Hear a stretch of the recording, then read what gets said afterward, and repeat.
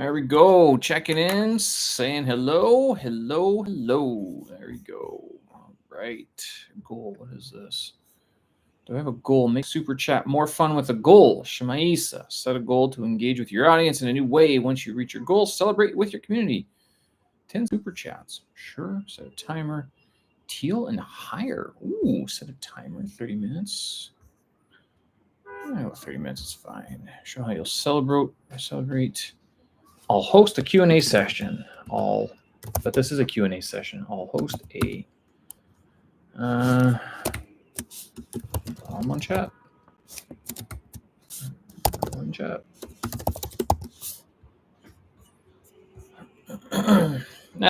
I'll host Q&A. Sure. Start goal. No idea what that is. All right. What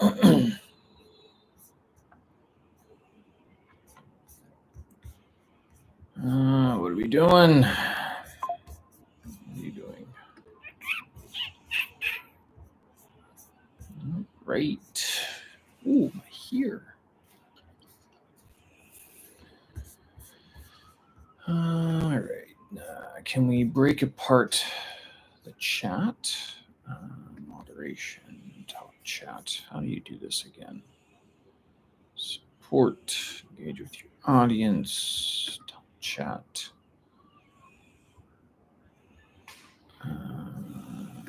Live chat. There we go. I can break this apart. Pop up. There we go. Doopy doopy doop. Over there.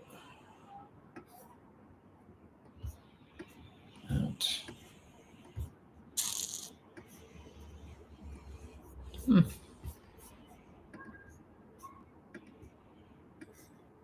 that apart. There you go.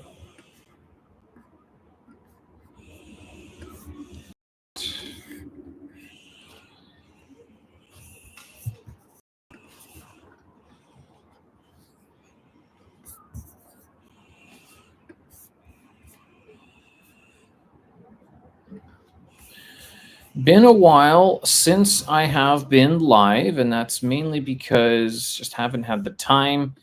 And of all things, if you recall, I made a video 10 apps that you need to survive in China in order to live in China. And one of them I mentioned was Astral, and Astral kind of no longer works. It's kind of broken. So new center stage. There we go. All right, that's a little better. Righto. But I'm starting to use another device called Let's Go. So that is the new go-to connection that we need here in China.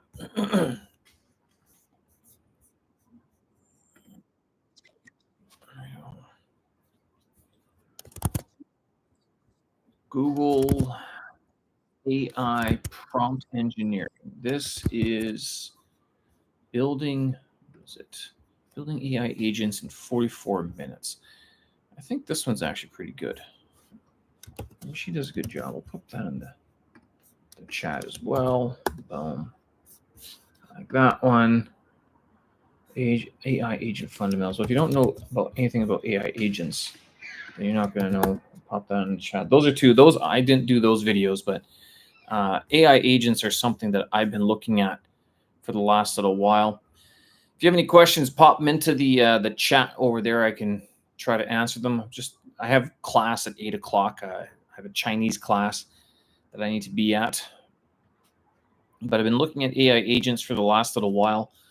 Of all of them, I use Zapier a lot for this channel and for so all the administration, the background and stuff like that. So Zapier. There is also make.com, which is okay. I've used that a little bit. The only reason I didn't use that is because it needed a credit card, and I'd prefer to pay sort of through PayPal or something, and it didn't have that option. But make.com, Zapier. I've also been looking at relevance.ai. That's another one that seems to be pretty good. The other one I found today. Oh, that's because this girl, Tina Huang, whose channel I follow. I like it quite a bit.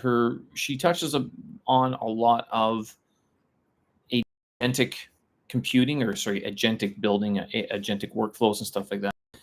So it's neat. She gives a good breakdown, but she offers courses and everything for like $1,000, which I was kind of thinking, hmm, I might not have the tech background that she has, but certainly I've spent some time with AI agents, and it might be something that I could offer too. So was thinking about that specifically directed towards like English teachers and um, teachers in general. So people who might not want or might not want to spend the time to really learn how AI agents work, especially how it's applicable for their own sort of development. Uh, development. There we go. But AI agents, I think, are huge. Matter of fact, I would say it's one of the reasons why I'm kind of like looking at the jobs that I've had recently and kind of going, doesn't make sense to be working some of these jobs because it's just there's other stuff out there. There's so much else out there now that it doesn't make sense to continue doing something that I think could be automated, such as teaching English. At least large portions of teaching English. Not everything can be automated, obviously, but uh, I think quite a few of them, quite a few parts could be.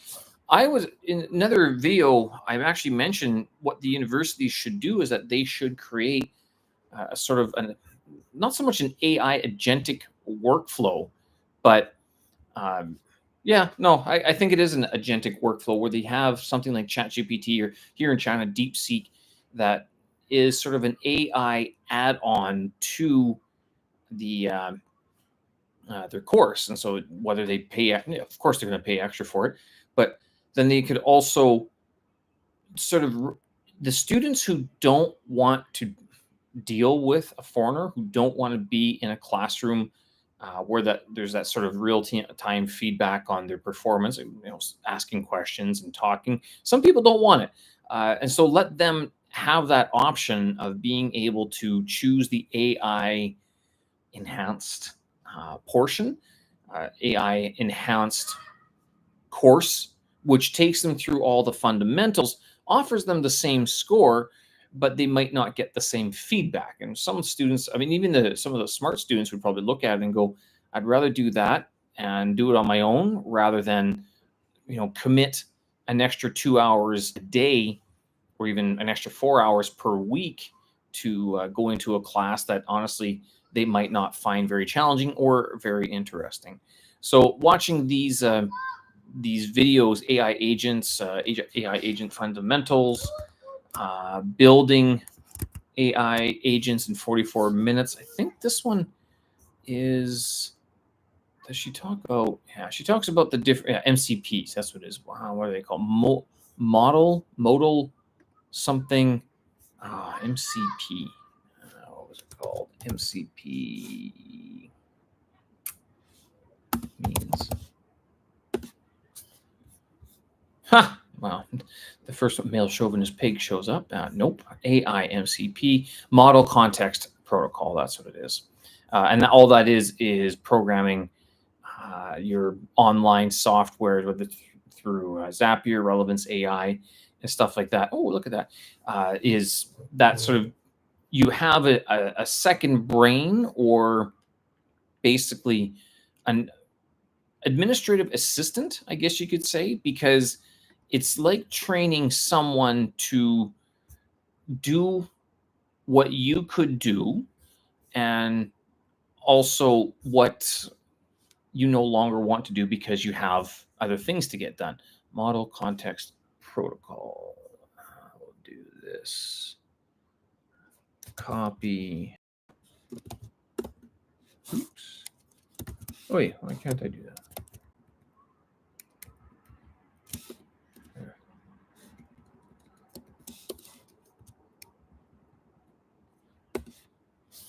There. Done. Something very interesting to take a look at. It's also, I guess, Model Contacts Protocol. Nah, that wouldn't be like Google Notebook LM. I've been using Notebook LM for a while, a couple weeks. It's been very good. I have two problems with it. Number one, the mouth clicks. Um, they do the mouth clicks in an effort to realize, to personalize, to humanize the streams, the MP3 files that they create for you. They've added these mouth clicks, and these mouth clicks are just it's I don't like. I know I do it, but for my podcast, it's something that I consciously remove from the audio feed. My podcast? I should put that up there as well, so you guys have a reference. So even that, like swallowing and doing that stuff, the Google Notebook LM, they've been trying to do that. So here's my podcast. Here's my podcast. Boom. Done. And it's just, yeah. So that's one part. The other problem with Google Notebook LM is that it can't be automated. And since I do a lot of automations, particularly for this channel on the back end, I was hoping, let's see if I can do this. Notebook LM. Nothing. Google. Let's try Google. Google lots. Google tasks. Can Google Tasks? Really? You can't do Google Keep. You can do Google Tasks. Interesting. I'm looking on the Zapier website to see what it integrates with. It does not integrate with Google Keep. It does not integrate with Notebook LM, but it does integrate with Google Tasks. That might be good because with Google Tasks, you could automate you could have an email come into a certain inbox, and that would get put onto a task, and that task you could also put that onto a calendar, and then create a task and a Kanban board and stuff like that as well that you could share with the team. It's kind of like doing it through Slack or these other enterprise or business communication softwares. I don't use it for my team. I use it, me and my video editor. I use mostly WeChat just to keep things going. Although with the automations like Google Drive, Gmail, and stuff like that, I have been looking at building out other applications and workflows that would incorporate more Google products, just because it's so much, it's so broad. Google Meet, Google Groups. That is something else I was looking at developing. I didn't realize when I started my newsletter about a year ago already or so, which I can pop into the, let's go Stevens Language Vlog, righto. With the newsletter, I'm using sendfox.com to send out all the weekly emails and stuff like that. But I didn't realize that I could use Google Groups to do basically the same thing. Here's the newsletter. There's that. Boom. Done. So Google Groups, you actually can act like a newsletter service. So the idea would be you'd have a landing page with a Google form. You'd fill that in, and then you'd trigger a workflow where when the form is filled in, person is added to a Google group and then is sent an email. Now, Google Group basically compiles a bunch of names together and acts as one email send. So if you do this, one reason why you often have to go through newsletter services such as Substack or SendFox or Flowdesk, those ones, and pay for them, is because they handle all of the compliance issues that come along with running a newsletter. But Google Groups, the max number of sends that you could do on a personal email account in Gmail is about 500 email sends per day. But if you use Google Groups, then that when you send an email to a Google group, it's counted as one send, not as 500. Shalom, Forrest Gump. Welcome. Welcome to the party. We are having a great time on the Friday night in the party situation, the party central of the Beijing Shi. So yeah, the newsletter, again, if you're looking to create any automations or workflows, I use Zapier for a lot of the stuff. It helps with keeping things nice and tidy. I pay for it too, and you might be like, Steve, why? Why is it that like why? How much would you? Why are you paying for something that? Are you making a lot of money from your channel? To which I would say no. But if you want to send me a super chat or a donation, you can buy me a coffee, or you can send a super chat through the chat group here, and certainly support the channel and all the production that goes into it. There is quite a it's the channel has increased in its production over the last year, especially. We've really grown, I would say, in terms of the amount of output that we have and the amount of stuff that we're able to actually get through. Oh, Forrest Gump, you're asking how is the gold market? Well, the gold market, we can take a look at that. Futures. I use finviz.com to check futures. The one thing about the gold market, gold is trading at 34.37 USD, and there's something called the COT, the Commitment of Traders Report, and that is something that if you are looking to buy and sell gold, this is not a recommendation. You got to do your own research. Don't blame me; it's your money, your problem. But the COT report, the Commitment of Traders Report, published every Tuesday, I think it is, gives a very good indication of the overall sort of the large money, the big money sentiment towards precious metals such as gold, specifically gold. I think also they do silver. I'm not entirely, I can't remember. Do they do silver? Yes, they do. So COT, Commitment of Traders Report for silver as well. And generally, when silver starts outperforming gold, that's usually when things start to turn over for the precious metal sector. But hey, gold is a different language. Why, Forrest Gump? Are you the one who buys a lot of gold too? Are you the one, the vagabond who's trouncing about the world with gold in his pocket or in his teeth? Right. Yeah. So I haven't showed the chart of gold, but if you go to finviz.com, that is. Can I share that? I could share the screen share window, share Chrome tab, futures gold. Also share tab audio. There we go. So that's your gold chart currently, as of now. It trades on New York time, not London. And the Commitment of Trader report that I'm talking about, my face is actually blocking it. Can I move my face? No, I can't. I cannot move. You'll have to make do with that, I guess. There. So this is the Commitment of Traders report right there. And that is what I was talking about for every Tuesday they publish that number. Why do I talk about this on a language and culture channel? Mainly because, well, hey, gold is a culture unto its own. But this is something that you could also think about. This is talked about in expat circles, to tell you the truth, especially if you live in any part like Singapore, Hong Kong. Talking about gold is pretty common as an investment. The most shocking thing about living here in China is actually that you can go to the mall and buy gold bars. Not a kilo, but you can buy like 100-gram gold bar. It's I've never seen that before. My hometown, you don't do it.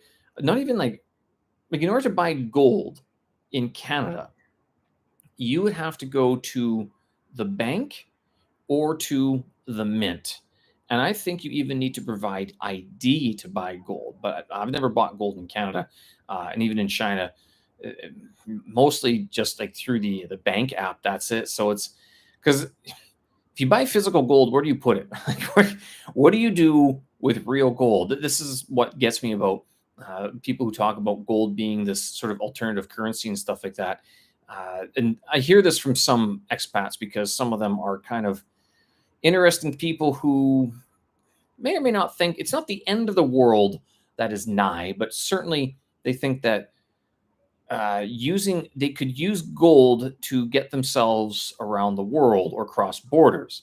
To which my first thought is, if a border guard, first of all, if you go to a border and you show anyone that you have gold and you give them and they take that gold, they might take the 1 bar right now, but the next phone call they might, if they don't beat the rest out of you, their buddies down the street will magically appear and take the rest of it as, a protection fee or something like that. So I don't know why people would buy physical gold. I think it's almost safer to just buy the digital product if you are into that sort of thing. Again, not a recommendation to buy or sell.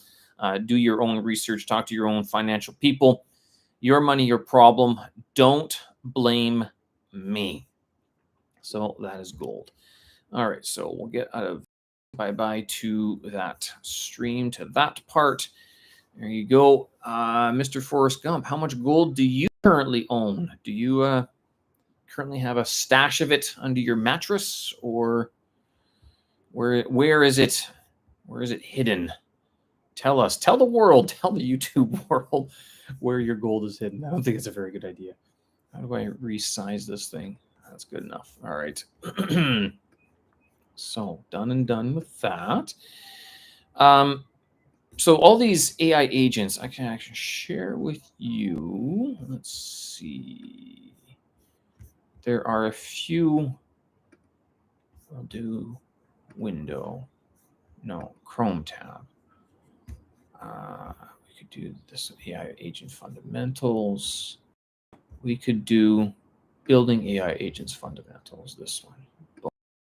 I was just talking about, I'll mute that so it doesn't really. But this one is very good. She has sources that you can check out. She runs this company, Lonely Octopus, that teaches other people about AI and the different data skills. She is a former Meta employee ago.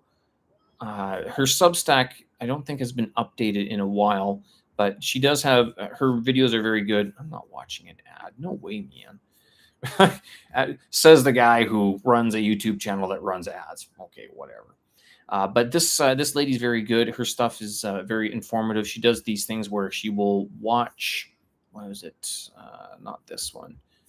Does she reference them? Fundamentals? No, she doesn't. Oh, okay, she doesn't do that in this video. But she talks about what an AI agent is. And again, it's just a method. It's like having an employee, like having an assistant, basically, someone who does what you can do, but it does it very automatically. You don't have to program it more than once. You do have to maintain it. That's the one thing I've noticed, that with AI agents, although it's such a wonderful thing to have it as a set and forget sort of thing, it's just not how it happens. It's more that once you make it, then you have to make sure that the connections are still there. And what I mean by connections are the API calls. So Zapier itself will basically boot you out of some programs. I'm going to stop sharing there. Can I share a window? Share a screen recording, entire screen. I could do entire screen, I guess. What is this? Share, need to system settings and restart Chrome. I'm not restarting Chrome. Let's take a look at building AI. Looking at building AI agents. Not that one, this one, this one. Where'd it go? Building AI agents. There we go. Did I already share this one? Maybe I did. Shoot. It's playing. Stop that. I did not share this. I did share this one, didn't I? My apologies. Building AI agents in 44 minutes. AI agent fundamentals in 21 minutes. Same. Okay. I want to all right, I want to do this one. AI agents in 21 minutes. AI agent fundamentals in 21 minutes. There, we'll do that. 21 minute sort of introduction to AI agents and what they can do for you. Again, she does run a company called Lonely Octopus. She does have one free workshop, but she also has some paid services as well, some paid digital products, which I have thought about doing. But on her website, she says uh, if you have ever built a multi-agent platform before, a multi-agent workflow, chances are it's not for you. It's meant for sort of like real sort of beginners that are just getting into AI or agentic programming. And agentic programming refers to building these sort of AI pseudo employees that can do work for you all day. One very common, so AI agents definition. So again, AI agent, I've talked about that. Agentic design patterns, multi-agent design patterns. What this would be about is agentic, like multi-agent is making it. You can have several of these AI agents working for you. You can have one that does research. You can have one that does compilations. Like so, one does the research, takes all these different links, puts them into a Google Doc. The next one can look at all of those links and create a summary. A third one that I've had happen could do all of the translation, so into Chinese or Russian, Ukrainian, Latin, if you really want. And then from there, you can have yet another one that modifies everything for social media platforms. And so it's, if you have links, you have a summary, you have the Chinese summary in English or your language, and then you have the translation, and then you have another agent that does all the social media work, and so on and so on. So you can build these things, and then you can have one master AI that sort of takes care of all of it, possibly like even like a chat bot or some sort. But it's very neat to see. It not compared to learning Python, it is a lot easier and surely not as frustrating. Trying to learn Python was actually very frustrating, even though I took the Python 100 days of code, 100 days of Python bootcamp, 100 days or something like that by the other Chinese girl. What was her name? It's on Udemy. Very, very well known course.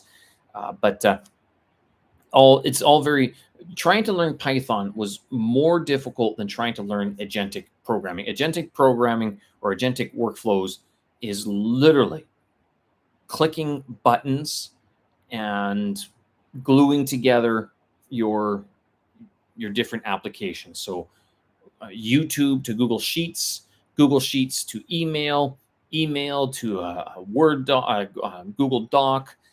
You can even, with different AI agents and different workflows, with if you use things like 11 Labs or something, I've created one workflow where I scrape the internet, create a news summary.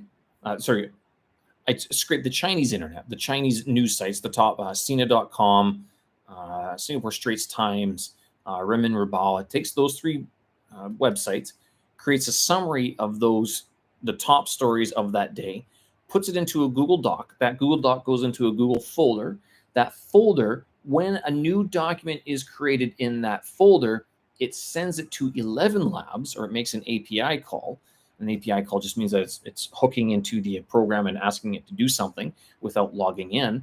And then 11 Labs creates an MP3 file for me, and it drops it into a different folder. It is wonderful, beautiful, amazing to see it work. The only issue with that workflow was that when I sent it to a few different people and to my girlfriend as well, they all said, "Yeah, we." First of all, you can tell that it's a robotic voice, that it's AI, it's not human. I'm like, that's fine. I don't care. It's kind of like even nowadays with most telemarketer calls, they have the breaths and everything, but you can tell that it's not a real person. My issue with that workflow, though, was that the Chinese wasn't accurate. That is, the tones of the Chinese was not accurate. As a result, if it's inaccurate, I don't want to be publishing it. What I might do, because I asked my teacher, how much would it cost to hire someone to read this for me each and every day? Like, it'd be an ongoing sort of employment, I guess you could say. She's like, oh, probably about 30 RMB or something that you could get someone to read it for you. I'm like, that'd be fine. Not a voice actor, just someone to read it. But I looked on Taobao, and it was a lot of just people basically using AI to create it. And I'm going, I don't want AI created Chinese spoken material. I want a human just to sit down and read it. It should take you about maybe 2 or 3 minutes, maybe 4 minutes or something. You can even leave the mistakes in. Don't care. I'll edit those myself. If you could edit them yourself, that'd be great. But even with mistakes, like, it doesn't have to be perfect, but it does have to be human, or at least recognizable as accurate Chinese speaking. So that is a one workflow that I'm working on right now. If you are interested in this stuff, send me a message. The email, you can subscribe to the newsletter. It's over here in the chat box right now. You can also have a listen to my podcast. I talk a little bit more about agentic programming and the different stuff that I'm working on that podcast.